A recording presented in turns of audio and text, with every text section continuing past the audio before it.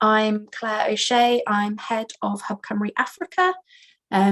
I have been in post for nearly 3 years now. Most of that's been through COVID, unfortunately. So not many opportunities to meet many of you and people in person, but glad to see lots of you back on another webinar. This is the first proper session of our Meet the Funders week, organised to support groups in Wales to better understand the kind of funding landscape, improve the way they make applications, learn a bit more about what funders are looking for and that kind of thing. So I would definitely encourage you to look at the programme for the rest of the week if you haven't already. And of course, share more information at the end of upcoming sessions. So due to background noise, you've all been automatically muted when you've joined the call. That's so that there isn't kind of disturbance when our speakers are speaking. This session is going to be recorded, and we will be putting it on our YouTube site afterwards because lots of people benefit from watching it back. If you are uncomfortable with that or don't want people to see that you've been on this call, then please feel free to turn your cameras off, and also you can change your name to anonymous as well. So if you don't want your name to appear at any point, you're able to do that. Please participate in the monitoring and evaluation at the end of the session. It helps us to improve and strengthen our work and gives us a better sense of what you want from us in the future. And then we also encourage people to actively participate, but nobody's required to. We understand lots of people just kind of like to sit back and absorb the information on webinars rather than kind of joining in, and either approach is fine. If you have any questions, can you raise your hand or add them to the chat box, and I will ask them towards the end of the session. And just a reminder that this is a safe space for minoritised people. No form of abuse will be tolerated. We of course encourage challenging and constructive conversation, but people's lived experiences aren't up for debate. And if you have any serious concerns and want to make a safeguarding complaint after the event, please visit wcia.org.uk and have a look for our whistleblowing policy. I think you'll all know that we take safeguarding very seriously. So I'm going to do the housekeeping, which I've just done, speaker introductions, and then I'm going to hand over shortly to Jon Townley, who many of you will know as the head of the Wales and Africa programme at Welsh Government. He's been a long-standing member of Welsh Government staff who's supported many organisations across the years to kind of achieve funding and achieve kind of sustainable international development goals. He is going to do an overview of the benefit to Wales. Most of you who will have previously applied for funding with Welsh Government will know that because of the nature of the funding, there is a requirement that we demonstrate a benefit to Wales as well as benefit to the countries that we want to work in. Jon has got several years experience of seeing really good quality applications and seeing what kind of benefit to Wales looks like when it's kind of at its best. So agreed today to share some of that with you. I'll then be handing over to Janet Lowore, who is Programme Manager at Bees for Development. So she's also going to be sharing some of her learning, having applied for grants in the past and successfully demonstrated benefit to Wales. So it's really useful for us to hear from both funder and a successful grant applicant. Please feel free to continue dropping questions into the chat box, and then we'll be able to hopefully kind of steer the conversation in a direction that is helpful to all. So I am going to hand over to Jon if he's ready to begin, who's going to talk to us well for about 10 minutes on the overview of benefit to Wales.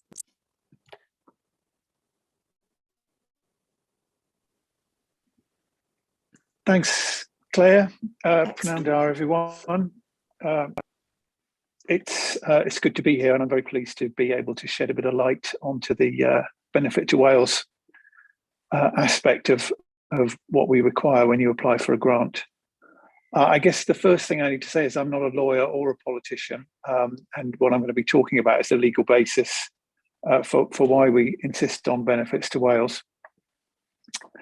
So I'm just giving a lay overview of how I see things rather than exact law and I'm certainly not going to comment on politics.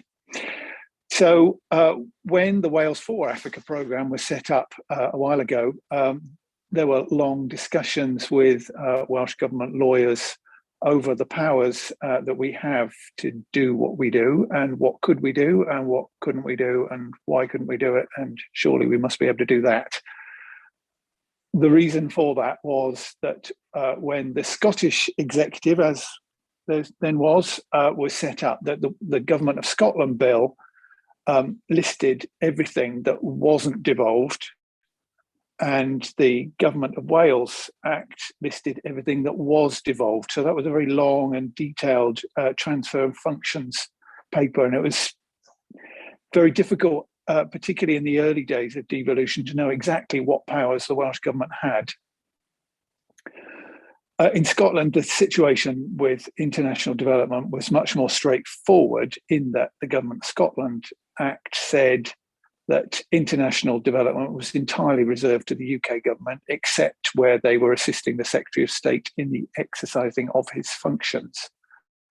And in 2005, Hilary Benn, who was then Secretary of State for International Development, wrote the Scottish executive, as was a nice letter, saying how great it was that they had launched an international development programme, and how pleased he was that they were doing it, and that it was assisting him in exercising his functions. We didn't at that time have that sort of arrangement, so it was a question of going through all of the powers that the Welsh Government had and working out which ones allowed us to spend money, because it is largely about spending money on people doing things overseas. Over the time, obviously, we've had several different Government of Wales Acts, and we now have that same reserved model, but we don't have the letter of comfort that the Scottish Government has. But we do rely on what my legal friends call a basket of powers.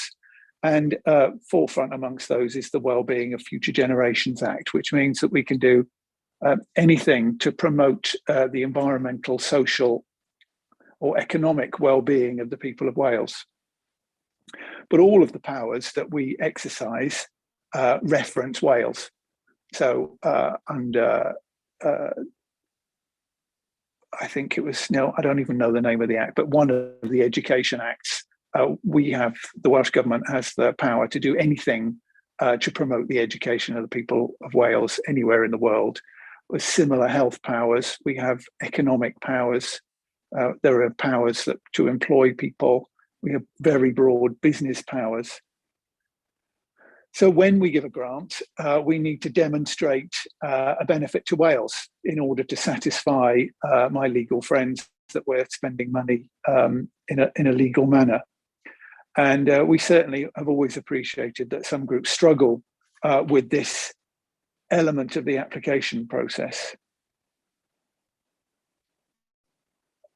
I guess one thing to say about the benefits to Wales is it's the standard, in many ways, the standard benefits of volunteering.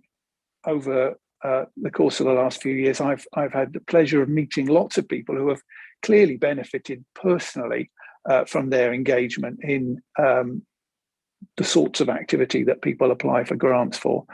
The boost in confidence, gaining new skills, social interaction, which I guess is particularly important as we come out of these COVID times. And doing good is something that these days is perhaps maligned, but is right up there. And having fun. And there are some great examples of projects that we have funded where those benefits have been to the fore. I remember giving Pont the link between RCT and Bali a grant many years ago, and there was a young guy leading on that project who was very much lacking in self-confidence, and through delivering the grant actually built his confidence that he felt able to apply for a new job. And so there's a lot of those sort of benefits. It's very difficult, I guess, as you're applying for a grant to know that you're actually going to come out with those sort of results. But there are other examples of grants that we've given where there's been some fairly profound benefits.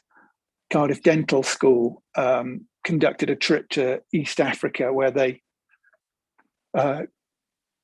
performed a number of quite major dental operations and became exposed to a rare type of jaw infection. And apparently almost immediately on returning, someone was able to spot the early signs of that occurring and was able to intervene earlier than they otherwise would. And there have been other health examples of that. VSO did a report some years ago showing that teachers that took part in overseas volunteering were more likely to return and stay in the workforce longer and were happier in the work that they do. But I guess if you're filling in, to get to the specifics, you're filling in a grant application form, the biggest and most important aspect is Welsh community engagement. How many people are likely to benefit from this grant in Wales? How many people will get to hear of what you're doing? We're keen to encourage Wales to be a nation of active global citizens. And we really want to know about how many people in Wales will be engaged and how many are actually involved in delivering a project. After all, this is public money, and ministers are very keen to support this sort of work. And it makes it very much easier for them to justify it if you're able to say, well, as part of, okay, we're going to do something somewhere. That's the traditional, perhaps some might think slightly old-fashioned model. We're going to go somewhere, do something, and then come home. But how many people got to hear of that? How many people will you involve here in your fundraising activities and in communications? Lots of people give talks in schools, and that can be very worthwhile, or to a variety of community groups. And we would really like to hear about that on the form. It makes it much more, much easier for us to justify a grant. I think I'll leave it there. I'm really happy to answer any questions and expand further on any of those points. Thank you. Thank you, John. We'll hand over to Janet first, and then I'll take all of the questions as a collective at the end, just in case Janet jumps the fence, I don't know what the the phrase is, but answers any questions that might be coming up regardless. So Kath, I think you're in the background doing a very good job potentially of managing the slides for Janet. So John, I'm going to pop you into the background for a minute or two, and then I'll bring you back for questions shortly, if that's okay. Janet, we're ready for you. Thank you very much. So thank you very much for inviting me today to share some of our ideas and experiences. So just to introduce who we are, we're Bees for Development, and we're based in Monmouth. And our mission is we promote sustainable beekeeping to reduce poverty, build resilient livelihoods, and to benefit biodiversity. And most of our work at the moment, we're not confined, we're not mandated to confine our work to Africa, but at the present, most of our work is in Africa. So this is some of us, and this is our premises in Monmouth. And we, whilst our charity objects are to reduce poverty in developing countries through beekeeping, we've long realised that we can't achieve that alone without the support of our local community. So we consider ourselves to be a local charity based in Monmouth, but we have a global reach and an international outlook.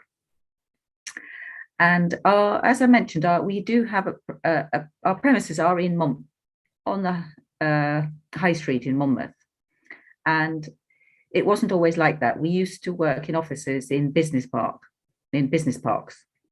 but we really realised that the community in Monmouth didn't know we existed, and we didn't really have an outlet or an opportunity to engage and have a community-facing presence.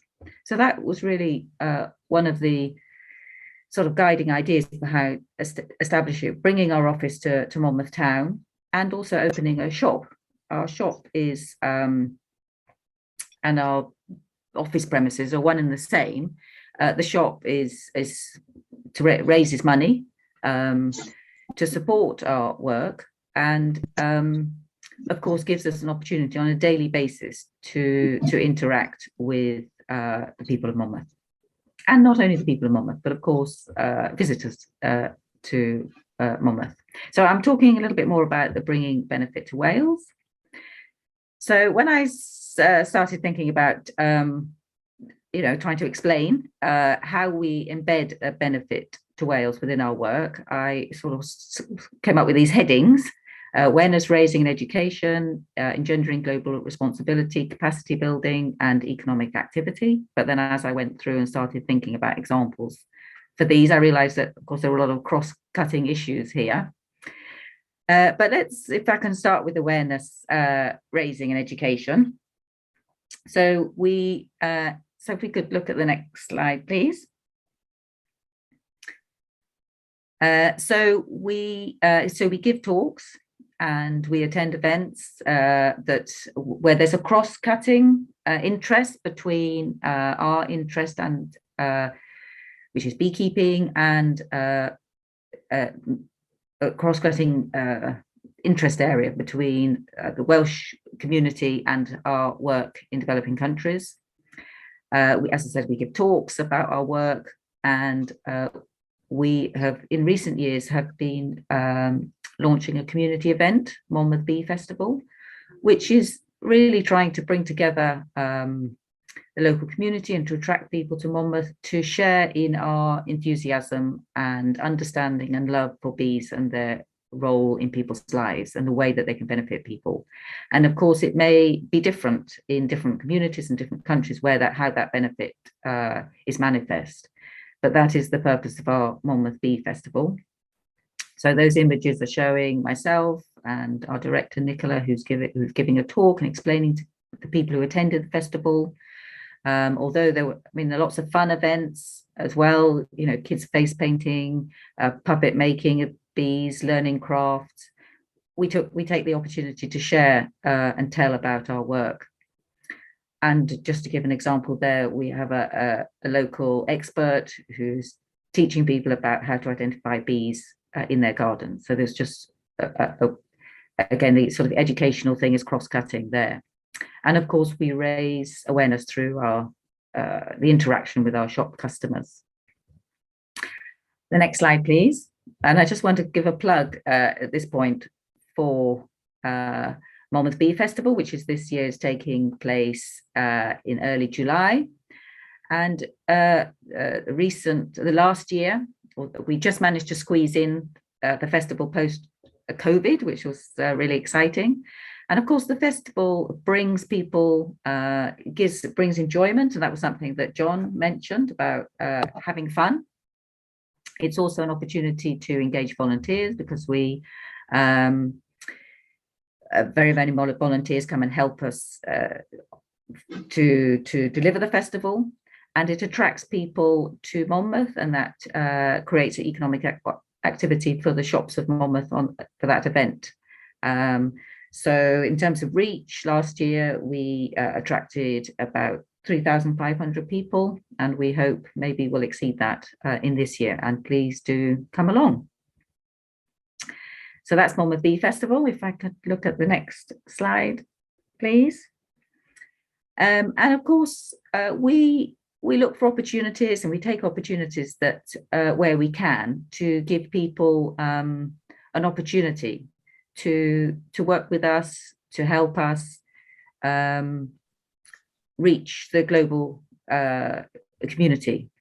So fundraising activities that are fun and engaging, give people a sense of purpose and a sense of fun, a sense of enjoyment. So this was a Santa fun run, I guess, in 2019, raising money for Bees for Development. So that gives the participants a real sense that they can donate money to a good cause and have fun at the same time. So we really like to take those sorts of opportunities when we can. And that's one of our staff members, Giacomo, leading the way in his fantastic bee costume. Next slide, please.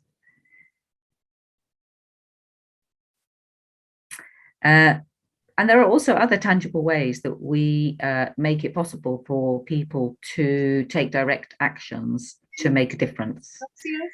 So, for example, we sell African honey. So people, of course, we ask people to donate to our charity, and that's what, keeps us going. And along with fantastic grant funding support from Wales and Africa, but also we give people the opportunity to come and buy African honey, and then of course in the full knowledge not only that the proceeds or the profits go to support our charity, but the honey, the purchase of the honey itself is delivering income directly into the pockets of people living in difficult situations who need that income, not who are not doing beekeeping for fun, but as a way of making a living.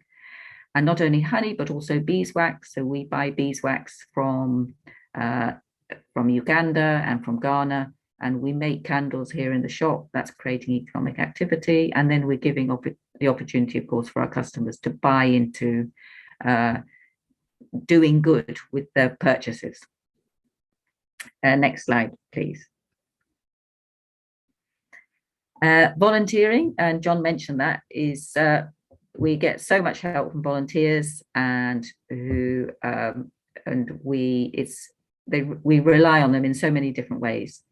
And that gives us, they help us, we help them, sharing skills, sharing knowledge, and really gives so many opportunities for engaging with the local community. And it's interesting, some of the images I just picked there are showing some of our volunteers showing how to make beehives.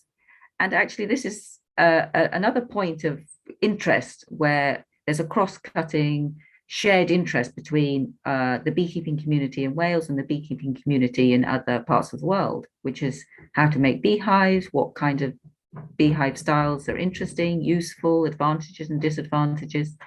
And it really opens people's thinking, it raises awareness, adds interest for beekeepers in the Wales to see, what's different and what's the same about their craft and their interest area and the beekeepers we work with elsewhere.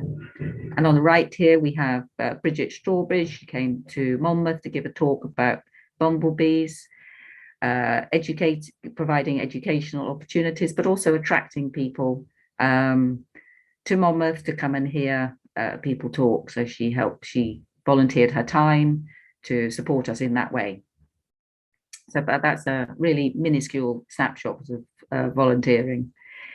But there's also economic activity. So as I said, we have a shop and we attract about 5,000 customers a year.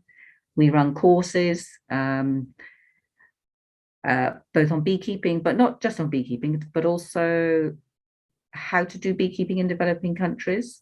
So there are groups, there are NGOs, there are individuals who also come to Monmouth, and we, pre-COVID, we've often hired rooms in the Shire Hall in Monmouth and welcome people from all over the country, and from outside of Wales, outside of the UK, to come and learn on our courses. The image there, we have a beekeeper from the USA, very well regarded, and he came to Wales at our invitation, and people came from across the UK to Wales to hear him speak and to learn from him. but also our shop gives opportunities for local beekeepers to sell their produce. So in our shop, any local beekeeper who wants to sell their produce, they can come to us, and we will sell their honey. We never have any difficulty in selling their honey. And that's another image there, is doing a honey tasting, which is a fun activity, and where people can really begin to appreciate the different kinds of honeys from across Wales, from across the UK, and also across the world, and compare flavours and features and characteristics. So these are fun, these are educational, but they're also great, bring visitors to Wales and engender economic activity as well. And we also support local campaigns. We're, as a beekeeping organisation, as people who are passionate and have a very, very strong vested interest in bee welfare, in habitat for bees, bee health, we can't help but get involved in local campaigns to support bees in Wales. So we've been supporting the Bee Friendly Monmouthshire campaign. We've been supporting the Monmouth Bee Town campaign, creating Monmouth Bee Town. And this enthusiasm for local campaigns has fed through to our partners. And the other image there is an initiative that was taken by our partners in Uganda, who, sort of following our example, also ran a local campaign about promoting bee forage in Kampala. So that was quite fun as well. So I think that's, of course, there's us as well. We're very proud of what we do. We're very proud of our organisation and the work that we do. And our ability to reach, to deliver our objectives, to deliver the mission of our organisation, gives us a sense of pride and a sense of global responsibility. As Bees for Development becomes more experienced, our reach grows, our team grows, and our expertise grows, and that's really important as well. And we attract, over the years, we've had the opportunity to invite people to Wales from our partner organisations and bringing visitors to Wales. And we've taken part in the Commonwealth Fellowship Programme, which is a UK government-funded programme, and that strengthens international connections and relationships, inviting people from our partner countries to come and be with us here in Monmouth and work alongside us and learn about Welsh culture and what it means to live and work here with us. And that's also really exciting, which we hope we'll get back to now we're coming out of COVID. Thank you very much. I think that was my last slide. Thank you. Thank you, Janet. It's really nice to see a programme that does the benefit to Wales so well, and I'm sure there's a lot we can learn from it, and I'm sure some smaller organisations, it can hold some kind of like standard setting or some ambitions hopefully for the future, because you're certainly doing lots of really great things. There's some very specific questions that came through in the box about beekeeping in particular, but I might come back to them at the end, Janet, so that everyone on the call gets like the broadest sense of the discussion before we go too detailed into the beekeeping aspects. And there's some specifically from me as well, which I'd quite like to start off with. And I'm going to direct this question to you, Jon, first of all, and then maybe Janet, you could pick up afterwards. Have experience outside of the kind of Welsh Government Wales and Africa grants. So the benefit to Wales, Jon, gets talked about as an important aspect. How many groups, or do many groups actually give resource and actually write a programme for engaging Welsh people, or does it tend to be incidental, i.e. they design the programme in Africa and then the benefit to Wales tends to be incidental? Is there a balance? Do you see different approaches coming through, and is there kind of a preferred approach from Welsh Government's perspective? Well, we get a real mixed bag of applications. I think that's the first thing to say. Groups, it really very much depends what people are trying to do. When you think of fair trade groups tend to apply for smaller grants, but I guess some bigger ones too. That's often all about people here, educating people here about the benefits of buying fair trade, which then have a knock-on effect. Hopefully a profound knock-on effect on the people that are producing whatever it is they're encouraging people to buy. And then so their applications are all about engaging people in Wales and the benefits to Wales. For many groups, it's not the motivation, it's not the reason why they're involved. We get some very I want to use the word esoteric, maybe that's not the right word, but some very specific applications, and you think, wow, how can that have a benefit to Wales? How can that have a benefit to Wales? And of course, not everything does have a benefit to Wales, but a lot of people, if they're applying for something, and there was somebody said in the chat about doing something very specific with Indigenous languages. Well, two things to say on that. I mean, one, Indigenous languages, we're big on that. We can do anything to promote the Welsh language anywhere in the world, and keen to do so, and keen to engage on the promotion of minority languages. And we've got a lot to share in that regard. So if you can tie that in, that's a winner. And then how many people here are going to get to hear of this work? Why, it's possible for someone to apply for a grant and they want to do something exceptionally worthwhile somewhere else, and they're just one person, and they're going to send all the money to that place where this great thing is going to happen, and then it'll be done. And that might not be an application for us. If no one here is actually going to hear about it or benefit from it in any way, then I'm afraid you don't meet the criteria. Claire, you might be going to come on to this, but there are some aspects where there are other benefits to Wales, and I'm thinking particularly of the 2014 Ebola outbreak in West Africa, when lots of a substantial number of healthcare professionals went to West Africa to support the containment of the outbreak. Well, that clearly had benefits to Wales. We wanted to stop Ebola reaching here. And then, of course, there's climate change. We're certainly all in climate change together. And if mitigating climate change means the best place to plant trees is on the equator, well, you go ahead. That was a very long answer. Sorry. It's fine. I'll get into some. You can edit that for the video. Janet, so you've obviously got experience of applying for grants. Do you design the Welsh engagement aspect and the Welsh aspects as thoroughly as you design the programme engagement in your partner countries, or is it something that's developed over time? I suppose, is it deliberate, or has it kind of just developed naturally as your programmes have developed? I suppose what we do is look for opportunities.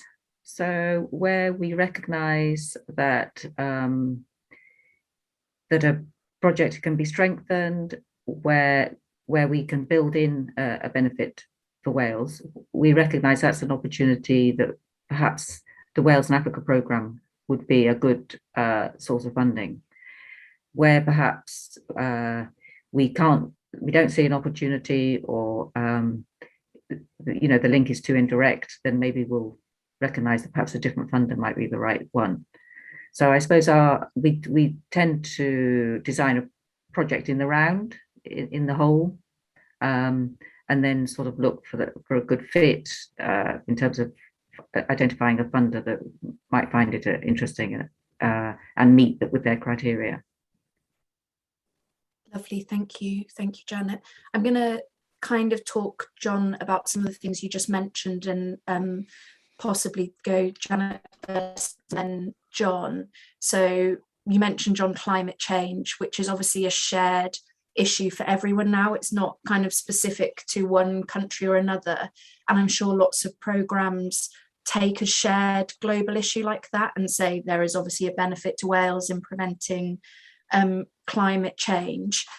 We also in Wales have the Future Generations Commissioner, and part of the goals under that act is to have a globally responsible Wales, so taking those kind of responsibilities. Are those big strategic issues something that you're happy to see addressed, Jon, or do you want something very specific? And Janet, how much do you use climate change as a motivation for the work that you do? So I suppose, Janet, I'll go to you first, and then Jon, I'll come to you second on the big strategic issues. Yes, it is important for us. It's very important for us, and I think we approach this. We the overlap between our work is very clear in that we're working with people who are deriving an income from their natural resources. So it's there's a very to gain from beekeeping, then habitat, the bee habitat, the natural habitat needs to be in good condition, needs to be healthy, needs to be robust, it needs to be resilient. So we work to make that happen in order for people to derive that income. But in doing so, of course, there are very great knock-on benefits for climate change. So there's it's not for nothing that our logo, in fact, is a tree. Is because we recognize the very close connection between beekeeping and trees and habitat. And but it's not only that, because beekeeping also creates a sustainable source of income for people, which can replace unsustainable, more extractive, destructive sources of income. So, for example, one of our colleagues is in Ghana at the moment, in the east of Ghana, working in a landscape which is dominated by forest destruction for charcoal production. And we're working on building up the honey economy, the beekeeping economy in that landscape, and with a very real and very tangible hope that some people can begin to shift their livelihood away from forest harming activities, forest extractive activities, towards sustainable forest enriching activities. And of course, for many of the people that we work with, they're driven by the immediate gain that they can get, the immediate income that they can get. They may not be thinking about the longer term, bigger picture issues such as climate change, but the two very much go hand in hand. So that is very important for us, yes. Thank you, Janet. And Jon, also, if there's examples you've seen which are particularly good on climate change, we're happy to hear those as well as part of your kind of discussion about the strategic issues that we can deal with through Wales and Africa grant. Yeah, so I guess the first thing to say is that it's a relatively small amount of money and we get a large number of bids, and we like, under the direction of Welsh ministers, to spread the love, as it were. So we like to, we've got 4 key themes: environment, climate change, lifelong learning, health and livelihoods. And so we like to have a spread of projects. Then we'll obviously want to have a spread of organisations and a spread across Wales. So climate change is obviously has been a growing concern, and it's going to be with us forever. We do want to fund impactful work on climate change, and I guess Size of Wales is another, beyond Bees for Development, another great example of that, where there's lots of work that benefits Wales that they do, and they have a substantial education programme here, not particularly funded by Wales and Africa, but much of it is funded by the Welsh Government. So there's a terrific link between planting trees, protecting trees, and teaching people here about the benefits of doing those things. So yeah, we like big picture stuff, and obviously during COVID, we were able to distribute substantial extra amounts of money for COVID, and we were able to change our rules. The benefits to Wales is not the be all and end all of this program. It's something that if it's a bar, and if you don't meet that bar, if you don't get over that bar, then you don't get the money, I'm afraid. So we take a lot of other things into consideration as well. Lovely, thank you, Jon. I'm going to just ask one more question, and then I'm going to pick up a couple that have come through on the chat box. So if anyone has got a burning desire to ask something, pop it in the box now, or you might miss your chance. I'm interested to hear a little bit more about what benefit to Wales looks like. So there are a couple of questions about, does the benefit have to be financial? I think we're hearing that it's not financial benefit that we're looking for. It's kind of cultural. It's about volunteering. It's about skills building. It's about education. I'm quite interested in good examples of engaging younger people in some of the issues. Schools are sometimes easier to access. We have like youth COP movements. We've got the Earth movement. So we're quite good at engaging youth movements in Wales. Have either of you got good examples or recommendations for benefits to young people and children in these kind of programs? I'll go to Jon first, cruelly, and then I'll go to Janet afterwards. Okay, thanks. Well, I guess, traditionally a lot of the engagement around fair trade focuses in on schools. There are fair trade schools, and lots, dozens of local groups around Wales have engaged many schools on this issue. And as I've mentioned, Size of Wales do that too. Another thing to say, I suppose, would be, particularly for the larger organisations that are doing, or medium-sized organisations that have got a variety of different work, it may well be that we just simply can't fund your priority, which is to buy 10,000 malaria nets and distribute them in a particular area. But we can fund something that you could have funded elsewhere. So come to us for the thing that we can fund rather than the thing that we can't. And we're always open for a creative conversation about that. So if you're funding your school's outreach work through charitable donations or individual donations, then switch it around and spend that money on the malaria nets and spend our money on the school's outreach work. That can work sometimes. That's good advice. Thank you, Jon. Janet, was there anything, you spoke obviously quite a lot about the benefit for Wales in your presentation, but I did wonder if there's anything specific for children and young people that you've found particularly successful. We've got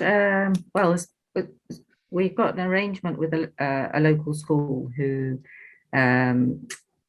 every week as part of their community, I'm not sure exactly what it's called. Community service sounds a bit severe. Every week they come to us to do some volunteering.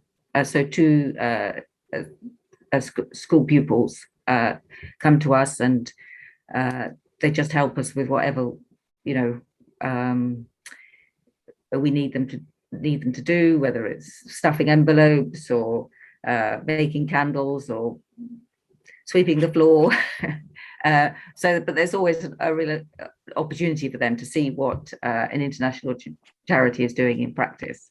So although sometimes you get contacted, are you willing to host the school children this term? Sometimes we might think, what can we get them to do? But there's always something, and it's always positive, and it's always engaging. So we recognise that's something that we can do. So we always say yes to that. In terms of the reverse, that's them coming to us. In terms of sorry, there's a noise in the background. Us working in schools. That's something that we're actually at the moment trying to develop more. That's something that historically we haven't really maybe managed to invest in or found the best route to do that. But increasingly, that's something that's very much on our to-do list. So that is one of our priorities for 2022. And the reason why we recognize that there's an opportunity is because we are working with schools in Ghana. We have one of our projects is working with beekeeping clubs in primary schools. So, at that point we sort of thought, well, that's a natural fit. So maybe this is the time where we need to make that effort. So that's something going to be new for us. Thank you, Janet. There's a couple of just comments in the box, which I'll just kind of summarize. And John, correct me if I'm wrong. Someone asked, is there a cap on how much can be spent in Wales to achieve the benefit in Wales? I'm going to suggest that there isn't a cap necessarily, but it's the outcomes you get, I suppose, for the pound that you want to spend on the benefit. So exactly. I'm thinking probably no cap there. And exactly what you said about maybe if you're entirely engaging Welsh schools in international development, then that wouldn't be something you would not fund, because it's an important objective. And I guess as part of the suite of the full range of Wales and Africa grants, that might be valuable. Someone else, it's Paul from Disability Wales and Africa, says, is development something that happens in both Wales as well as Africa? We learn from Africa as well as Africa learning from Wales. And I think that's been the real benefit, and I'm sure you'll agree, John, and maybe expand a little bit more, that the great thing about the way the programme in Wales is designed is there is a lot more kind of equality and parity between the partners as there are in kind of some other programmes, whereby it's very much we would go over and do too, whereas this will kind of relies on good partnerships. So would you say that the model is set up in order that benefit to Wales is kind of easy to achieve, I guess? Yes, it is. And, it always has been about mutual benefit. And, let's be fair, it's always, we're talking about the small grant scheme today, but we've also got our International Learning Opportunities Programme. And even if you set out with the intentions of only doing stuff there and not doing stuff here, invariably the people that are engaged in it from this end get a great deal out of it. And if all goes well, then you've made a difference with your African partner as well. But, there are very clear benefits to getting involved in this sort of work, and it's great that so many people are engaged. And all of those people, I would suggest, know what they get out of it and what the benefits are. And it's about thinking about that as you fill in your form. We shouldn't shy away from the fact that it was fun and that you got lots of good stuff out of it. That's okay too, as long as you are doing the right thing and making a difference.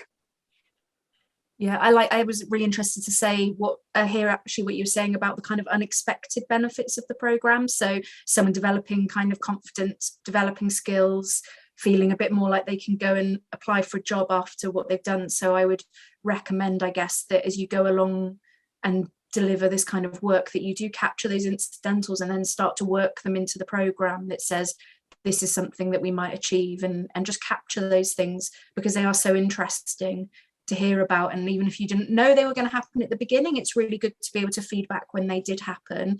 And I know Hub Cymru Africa in particular, we're always looking for good examples of where people have achieved kind of a good volunteering programme or particular things like that. We're always keen to share them on kind of like UN Day for volunteering, or there's various other opportunities for us to really celebrate some of that. So please get in touch with Hub Cymru Africa as well if you're finding some interesting aspects to the work.